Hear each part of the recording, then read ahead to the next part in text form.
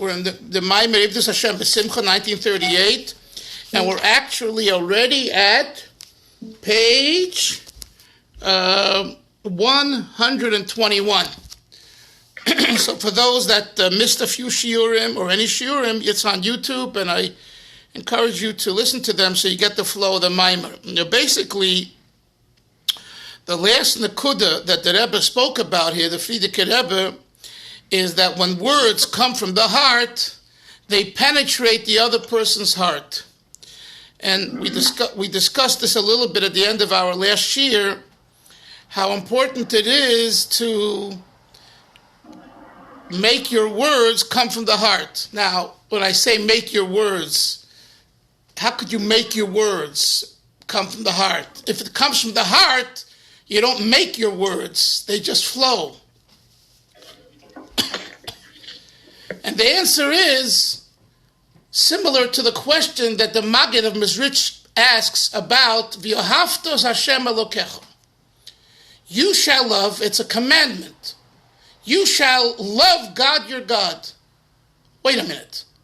Love is a feeling of the heart. Either you have that feeling or you don't have that feeling. What do you mean, you shall love? If I don't feel love for God, I'm not going to love God. So how can you instruct me, you must love God? This is a basic question. And the Maggid's answer is that the tzivui, the commandment in the Torah from Hashem to us to love Him is not to love Him just to love Him, but it's to understand God so that the feelings of love for God will flow. So the tzivui is really on how we come to V'yohavta. And that's through his bonanut, meditation, reflection on Shema Yisrael Hashem Elokeinu Hashem Echad. When you reflect and you meditate about God's unity, the oneness of a God, that Hashem Elokecha Hashem Echad, even in the earth, seven heavens and the earth, four corners of the world, it's all Aleph, Alufi Shalolim, the master of the world. And you really reflect on it, and you see how you see this in your own life, then what comes naturally is, I want this. I love this. V'yohavta. Using this as a mushal, I explain what it says here. Words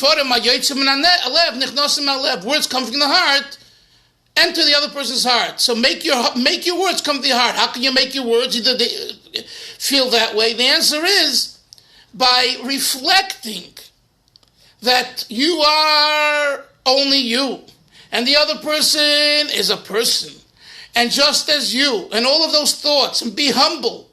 And you're no better than him, even though you have 5 stars after your name with a title.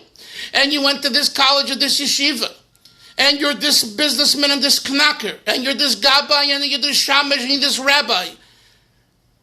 And here's a person who comes in and it looks like, a schlepper, when you meditate and you realize that all of your accolades and all of your degrees and all of that is nonsense because it's all about you.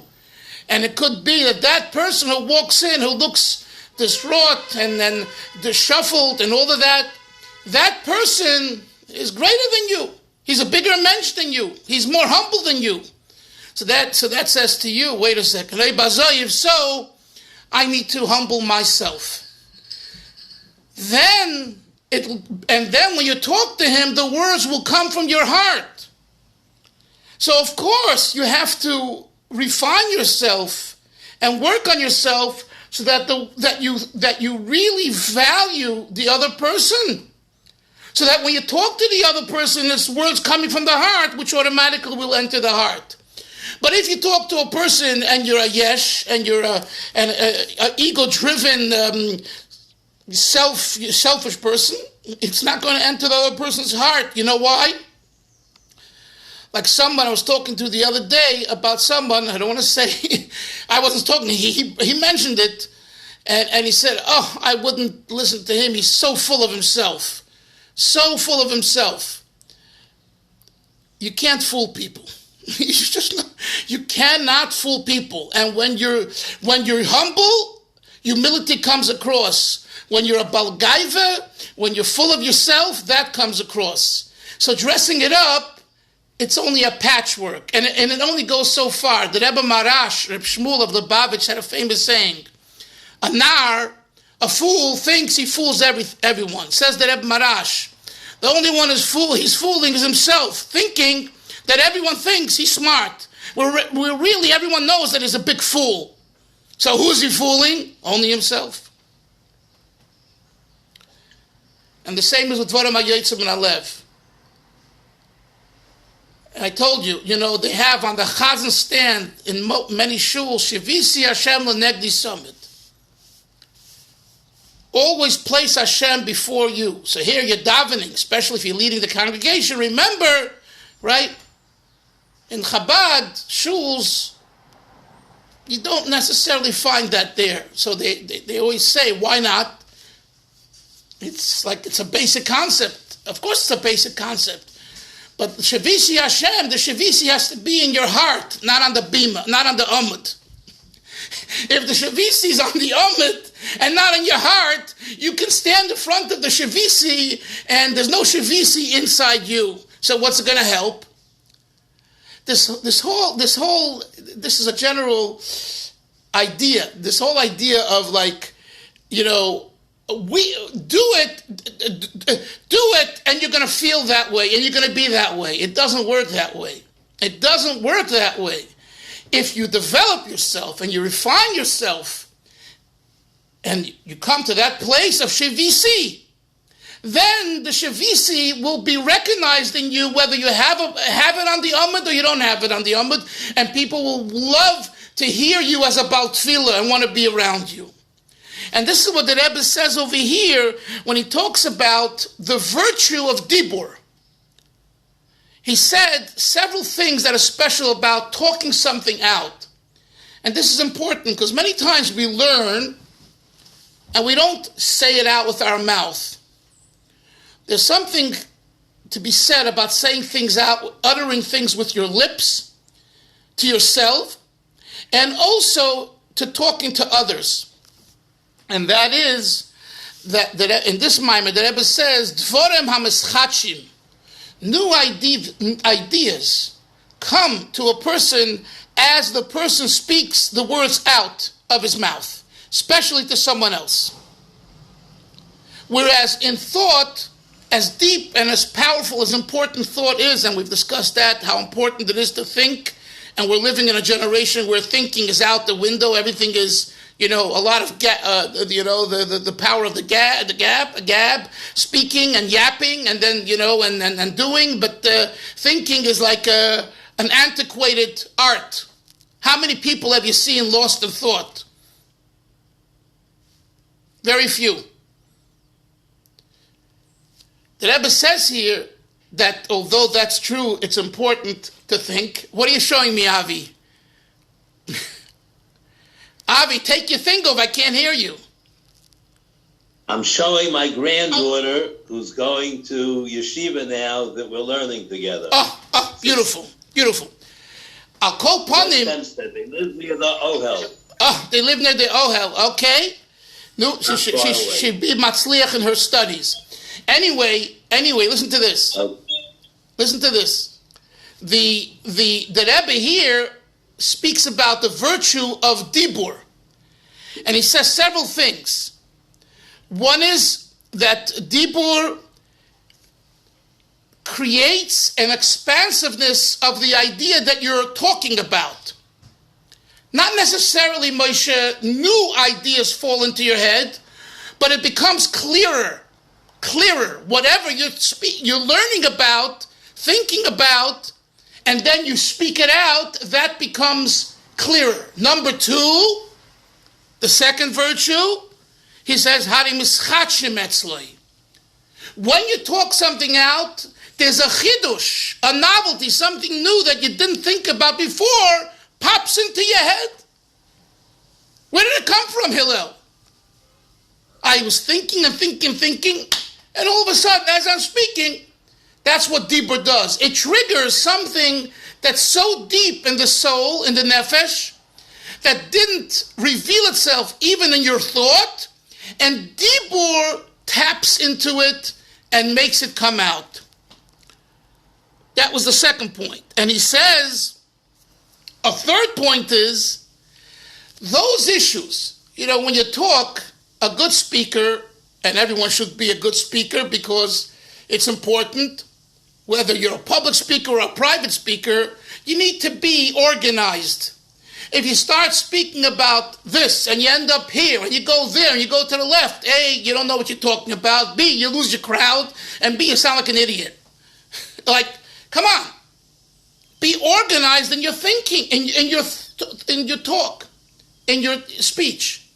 So he says, what about those things that are not really relevant to the topic that we're discussing now? What will they gain any benefit from me talking them out? And the answer is yes.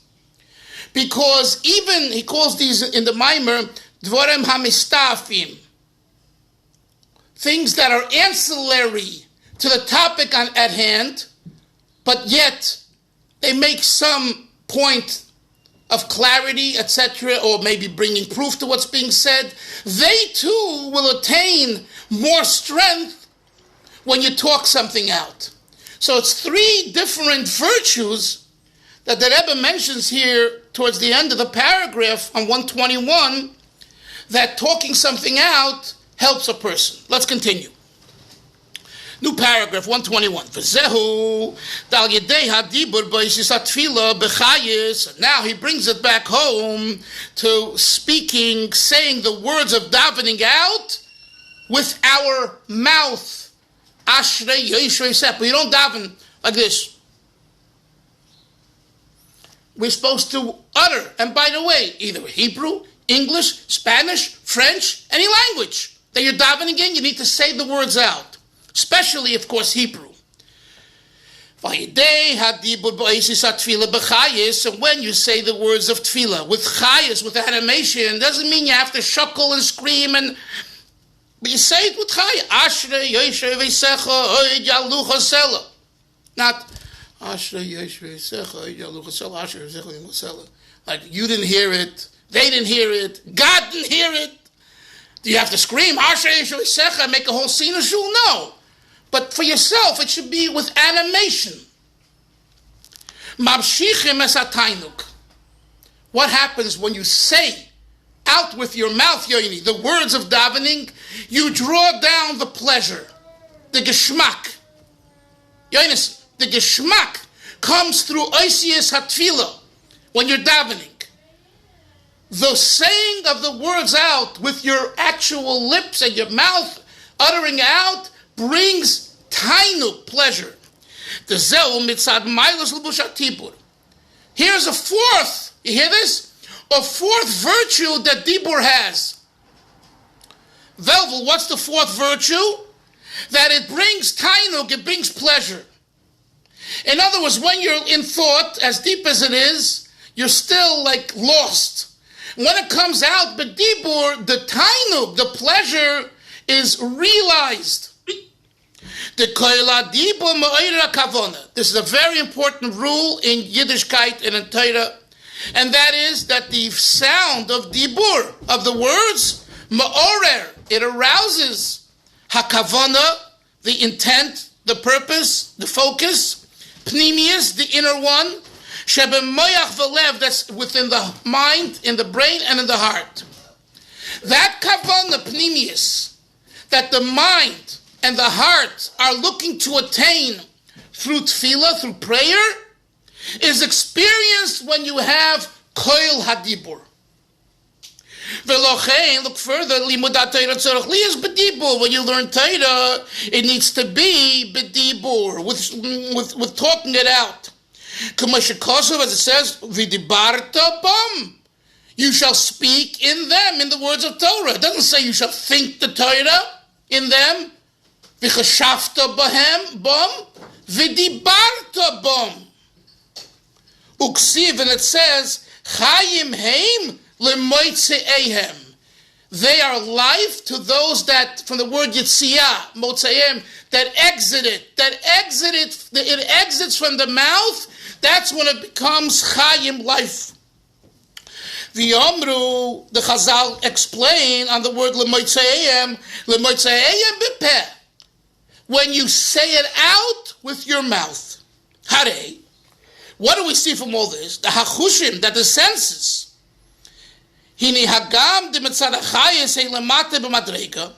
Although from the perspective of life force, there's less life force in the senses as there is in the organs, the heart, the brain, etc.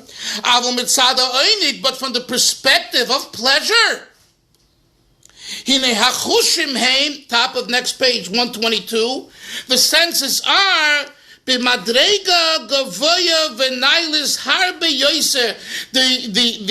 senses are much greater, more so than the greatest faculties. So this is the answer to one of the issues that we raised. Where is there more chayas, life force, in the faculties?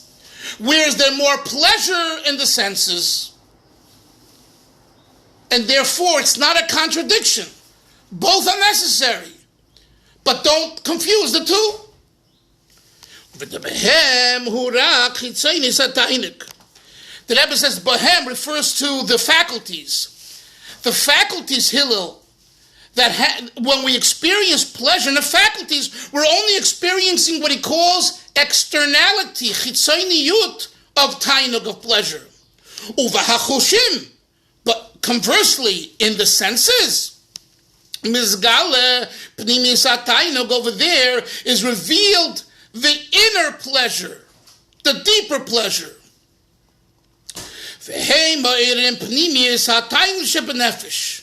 And it is the senses that arouse and awaken and trigger the pleasure within the soul, which we've been talking about a lot.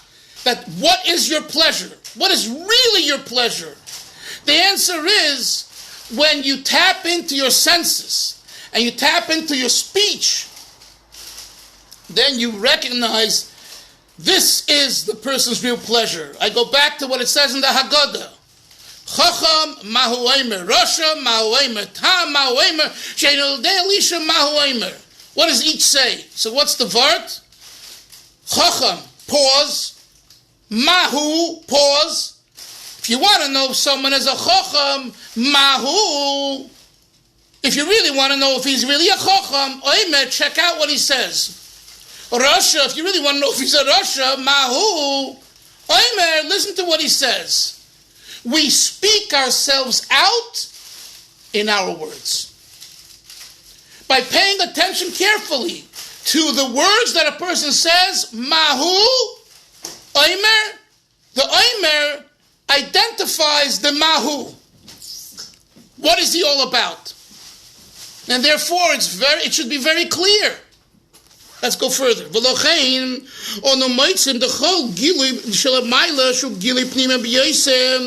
Any type of revelation that's really deep, that's very close to God. It's compared in the writings of Chazal to the seeing of the eye. Referring to Eretz HaKodesh, where most of you are, the land of Hashem, the land that you look for.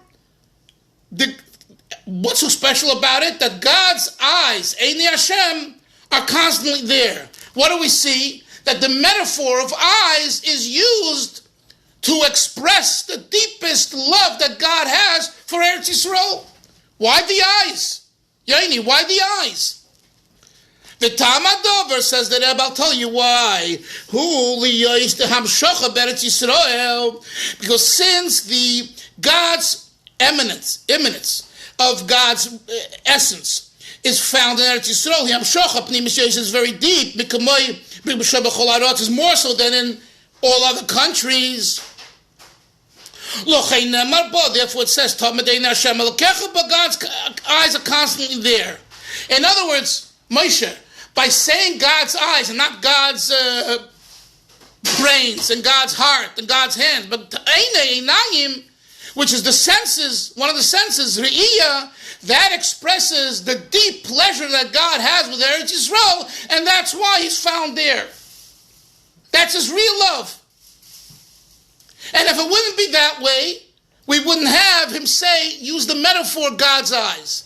So the eye, re'iyah, is demonstrative of pnimius, of depth, of the deepest connection. Uksiv, and it says, my eyes and my heart are there all the days. This is a reference to the Beis Hamikdash, the revelation of godliness in the Beis Hamikdash, which was revealed in a very essential way, of the infinite light of God. Regarding this manifestation of God's eyes and heart in the Beis Hamikdash, it says eyes and heart. Taanug, because through the pleasure that one has in seeing something, it's the revelation of the essence.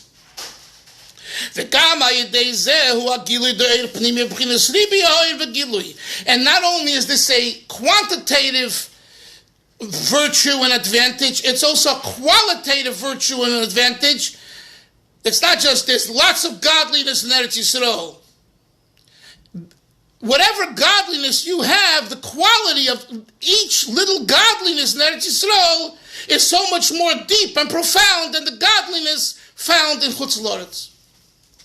So it's not just a quantitative difference, it's also a qualitative difference. And this is important. Why do I emphasize this? Because sometimes you're sitting over there in your corner, wherever you live in Eretz Yisrael, and you say, is there really a big difference between me living here or living there? I'm not living right out in the old city, right next to where I can walk into the Har HaBayis if I decide so, or peek through the crack in the hall in the wall over there in the Shar Shechem over there. I can see the Har HaBayis even if I'm not going to go there. Or I can stand at the Dei Torah rooftop and look down and look at, or the Chabad, Koil Chabad, whatever. I'm out here in Bet Shemesh, I'm in the Chulon, I'm here, I'm there. And I'm by myself. So we say, you taka outwardly, you're not there, but you have every little piece of Eretz Yisrael has the quality of Eretz Yisrael. Yes, Yaini. So two things. So first of all, because you touched on it now, I'll mention the second question. But the first question is, why is the Rebbe saying that? Why is he calling it Eineg and not Simcha? That's number one. I'm talking about the reading of the words and the davening, the Asher Yoshe. That's my second question, my first question. Second thing is my next door neighbor, he's a very close friend of mine. He's a Lubavitcher Chassid from Russia, from Moscow. And he was talking to me last night. He called me. He says he has a dilemma that his company wants him to go to the States, to work in the States, transferring him there. He can make more money. And he says to me, he goes, I'm making good money here, but there I would make more money. And the question is if he should move to his wife doesn't want to move to Chutz La'aretz. She doesn't want to be in America. They came from Russia to Israel. And if there would be a Yerida, a Ruchnius Yerida, if he would make Yerida to America. So I told him, I said, listen, I don't know. I have no idea. I sent him a video of Judge Janine yesterday on Fox News that she spoke about all the things that's going around, all the mishigas in America, all these crazy things, in different cities across America. So I said, listen, just watch what's going on in America and answer for yourself. You'll see for yourself. But I told him, if you ask me, I don't know. I have a very different answer and a very simple answer. Okay. It's the greatest Yerida because his wife doesn't want to go there, and therefore he should not go there. Very simple. That's a good answer. That's a better answer. The Rebbe said so many times and told so many people, the place where you live, where you should settle, it needs the approval of your wife. The house, the apartment you choose needs the approval of your wife. Now, if it comes a parnasa issue, you got to get your wife involved. But at the end of the day, if the wife is against it and not happy, You need to, if he's asking and he really is looking for guidance, the answer is you stay put. Now, and especially in such a case, which the way you positioned it, which I guess he said, is he has parnosa, he can make more parnosa. It's a no-brainer. That's it. It's very simple, and Ganesh. Now it's up to him. And he could find the Igros Kodesh if he puts the letters into the Rebbe. If he does that, he can do that. If not, he can ask other Lubavitch Shluchim and Rabbanim. But it's very, very... Now, going back to the first thing, your question is a good one, and you're going to see soon how he's going to connect it to Simcha. But basically, Simcha is a result of Taanug, Yoni. Ultimate Simcha comes from pleasure. If you don't have pleasure with something, you're not going to dance and clap. It doesn't turn you on. It's not that you... So the Rebbe first, what he's done in the Maimer here, he's really has gone into great length to teach us who we are, what are we looking for, and that's why he uses Taanug. Simcha is already the manifestation, the result. Before Chassidus Chabad, its emphasis, as you see in this mimer, he starts off with simple, basic questions, and in a way, he could maybe even answer the questions and not have the whole mimer, and we wouldn't have 4 weeks of shiurim, and nothing. But to appreciate the answer, you need the whole mimer, because now you really ask yourself, who am I? What's my real pleasure? And then when you figure that out, you'll start dancing and have simcha. And if you didn't, then you could play along, and plenty of people do, but plenty of people, it ends, and they become stale, and they drop out, and they give up, and they find reasons to drop their marriages, and to drop their shuls, and all kinds of things. Why? What's missing? Their Taanug is missing. That's what's missing. You want to know, is someone stale? Stale in their relationship, stale in their Judaism, stale in their learning? It's because they don't have Taanug. And why don't they have Taanug? Why don't they have Taanug? Because they don't know who they are. We call them wannabes. They're wannabes. Well, how long could you be a wannabe? Wannabe. And one day you say, who am I fooling? Enough with this nonsense. That's not who I am. When you learn Torah, and you learn Chassidus, and you work on yourself, and you see it's an ongoing avodah, 365, the entire year, the entire life, we're in the middle of a great opportunity. So every day is another opportunity. You wake up not saying, again another day. Do I have to go to work? I have to deal with my kids and my wife and the bills and parnosa, and I say, what to give out. Instead of getting up and saying, wow, Hashem gave me breath, life, another day to accomplish making a bond with HaKadosh Baruch Hu is infinite. Then you jump into, you get resty, you jump out, and everything else. So the short answer to you is that Simcha is the result, and Taanug is the inner focus that causes the result. Let's continue, please.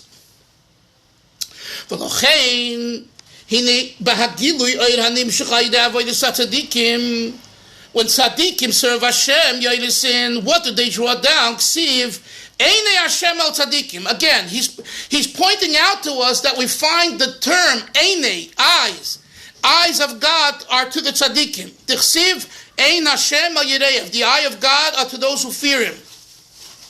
What does eye symbolize? Shugilui oir b'tainuk pnimi. This is God's revelation with great inner pleasure. Haboy de'ariyah, that's expressed through the eye. So the eye is demonstrative of deep pleasure. Viksiv einov kiyonim. His eyes are like doves. The doves look with their eyes. It's a love look from the eyes. Einayich yoinim, the eyes of the yoinim. The histaklu zois hipkinas Taanug. This type of looking, and he calls this Avram. Now he calls it, take whoever has your thing, mute yourself please. This is called histaklut. Histaklut means gazing. It leaves, Yoni, the realm of just seeing, it enters a new experience called gazing. Gazing is demonstrative of Taanug. You're glued to it. You can't stop looking. Oh, that shows where your real pleasure is. Here, the Frierdiker Rebbe brings it in Kabbalistic terms. It's called the inner and essential bond to create souls. Nimshul zeh be'inyan ha'yiriyah. Just like you look at something and you can't stop looking at it, so too God creates souls with that intense look. So too in serving God from below to above. Nimshul zeh kinyan ha'yiriyah b'chinas yoinosi. Shir Hashirim, Shlomo Melech says there is the bond that we have to God with yoinosi, right? What's the song? Koil doidi doidi doi fake doidi doi fake doi pischili yoinosi, right? Shlomo Melech says, my sound, my voice, koil doidi doifik is banging. Open up. And then it goes on to say, yoinosi, tamosi, rayosi, which is the deepest? Yoinosi, the doves. What the doves? Because the doves represent the gazing experience in God. I recall when we were Bocharim, we couldn't let our eyes go from looking at the Rebbe. And the Rebbe didn't like it. But talking from the Chassid's perspective, you had such a respect and honor and love and everything else for the Rebbe, the Tzaddik, that you gazed at him, you looked at him. And, and to an outsider, it looks a little weird and a little strange. Like, what, look into the sitter. It was a battle between looking into the sitter and looking at the Rebbe. But think of the positive is that deep gazing is because you see someone who's a living embodiment of the Torah, and with such a holiness, you don't want to let your eyes not look. So that's the experience of the gazing experience. Okay? Shehu in Yilistakola because of the Malka. In regard to Hashem, this is to look at the preciousness. Ikora means Moshe, the dearness, the preciousness, the Malka, the king. Shehu Taanug hanefesh elikus. This represents the real pleasure that one has from godliness. In a great way. You want to go to the Kaisel. You were there yesterday. I have to be there again. What are you going to do there? I'm going to look at the stones. That's all you're going to do? That's all I want to do is look at the stones. The gazing. Your mind knows the Shekhinah was here. The Kaisel HaMaravi. The Kodesh HaGadoshim was up there.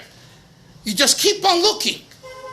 And there's no rational explanation. Like, as soon as you use rationale, the answer is, you were here yesterday, go back home, enough already. That's a sense of pleasure.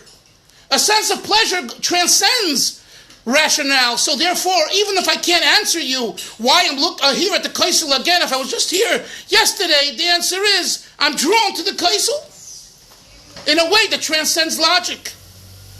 And that's the feeling that one can experience when he experiences Taanug for God. Let's continue. We call this in Chassidus a love of delights. You must have learned it in Chayenu, those that say Chitas and learn Chitas.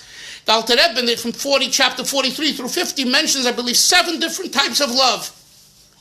One level is called Ava b'Taanugim, love of delights. And that's well, what is this? I know the love, Kihei Chayenu, that, God gives me life. I love him. That's not enough. The Alter Rebbe says there's another type of love and another type of love. And then he finally says, Ava b'Taanugim, with love of delights. What pshat love of delights? Here is, it's only pleasure. You're in the mode of pleasure where the love comes without pleasure. So you don't need any explanation. On the contrary, an explanation detracts from the love. Because then it's not pure pleasure. It's not pure Taanug. It's already a Taanug that's mixed. Oh, he or she has a good mind, a good heart.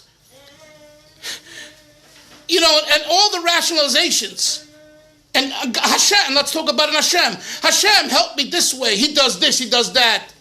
That's not Ava b'Taanugim. That's an Ava Sichli, a rational Ava, a logical Ava, an explanatory Ava. But an Ava b'Taanugim, this is transcendent. He next further in the mind. I just told you this. This level is much deeper than meditation or reflection, being upon godliness, and the arousal of love and fear that comes from meditation. This one is greater. Where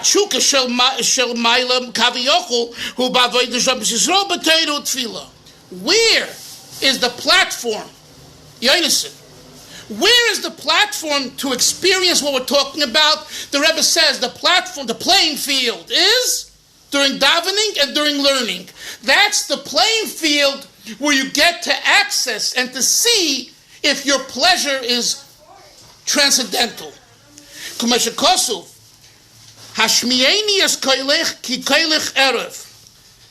Make me listen to your sound, your voice, because your voice is sweet. When is the voice sweet? Erev, the Torah, Erev, when is the voice sweet? When you learn Torah, you daven. Because that reaches the essence of God. So therefore, when you daven and you learn, you say the words out with your mouth, showing that you really love it, that's when you touch the essence of God, and the greatest level of Taanug can be experienced. So what he does towards the end of the Maimer, to the end of this Pedic, is he brings it all back. In other words, he says, you want to know where you can experience the Taanug? Not only where. What is the proof whether the Taanug is real or not? It's through your davening and your learning. Through how you say those words, and how animated you are, and how you learn with that geschmack, that koch, that bren. Bren means passion, excitement. That's the way you daven. That's demonstrative of the Taanug. Yes, you're innocent. What is the question as to the chushim are the most external part of the Jew? The 10 koyach hanefesh, the 3 chushim, and the 5 chushim. And the chushims are the most external. So how can the most external be connected to the highest, which is only? Okay, that's a good question, and the answer is that's exactly what he says. That as far as the life force, the chayas, you're right. The koychas have more chayas than the chushim, but as far as Taanug, this is the answer. Taanug is more in the chushim. You're asking how that is. That's a fact. That's a fact. But we know Chassidus says that the end is went in the beginning, and the beginning is end in the when. Yes. So maybe that's the answer. Yeah, but that doesn't explain it. That's a fact. That's true. I thought you were looking for an explanation. You were looking for a rational explanation. What you're saying is true. But the Rebbe gave us over here, over the last 3-4 chapters, an explanation of how Taanug is deeper. Now, you're understanding, but your homework is to understand this. If you cannot understand this to yourself, then you need to relearn it. Not just because I say it and I'm sharing what the Rebbe says. You have to, in your own words, be able to understand how Taanug is deeper than Chayas. That's the answer. Taanug is deeper than Chayas. Chayas, you can look at, let me say it this way, maybe this will be helpful, you understand. Chayas is more quantitative and Taanug is more qualitative. And what do you think about that? You understand? Yeah, that's okay. But the question is why is it that the more external, the more the more qualitative. So why the more external? Because the Eibishter made that the Yesh HaGashmi and the Yesh HaAmiti are related. The physical, the more physical it is, it has a connection to the deepest aspect of God. So the very fact that the eyes are and the ears and the senses are external are not a detraction from the very essence. Outwardly, they look and are. Right? In other words, if you hurt your ear, it's not as bad as hurting your heart, right? Dr. Velvel, right? That's what he deals with every day. When anything inside, it's much more sensitive. But that's only in the level of chayas, in the norm, the way God has contracted his essence to express itself in a day-to-day way, which we call nature, including medicine and biology, etc. But when you think about the kavanah, the intent, the focus is the eyes and the ears. So you could be inspired with your heart, Moshe, and with your mind, and if your eyes, ears, and words are not on the same page, it's nothing. Nothing. So you've been blessed. You have certain gifts of. You have a good heart. I don't know. Vel will tell me if this is a good mushal, but I'll just tell you. My own mother, of blessed memory. The doctor told us my mother's heart was strong. Her mind was strong. Everything was good. Just a technical problem. She couldn't breathe because she had the scoliosis, the kyphosis. So the lungs collapsed. It was a collapse. The lung was blocked. You can't breathe. You die. And she passed on. Everything's strong. Everything's strong. That's what the doctor told us. She could live another 20, 30 years. But we have a technicality that we can't fix. And that's the way that Hashem created it. So I'm just using this to myself as I'm speaking, because as I'm speaking Dibor, things come to mind. The heart and the mind were strong. The koiches was strong.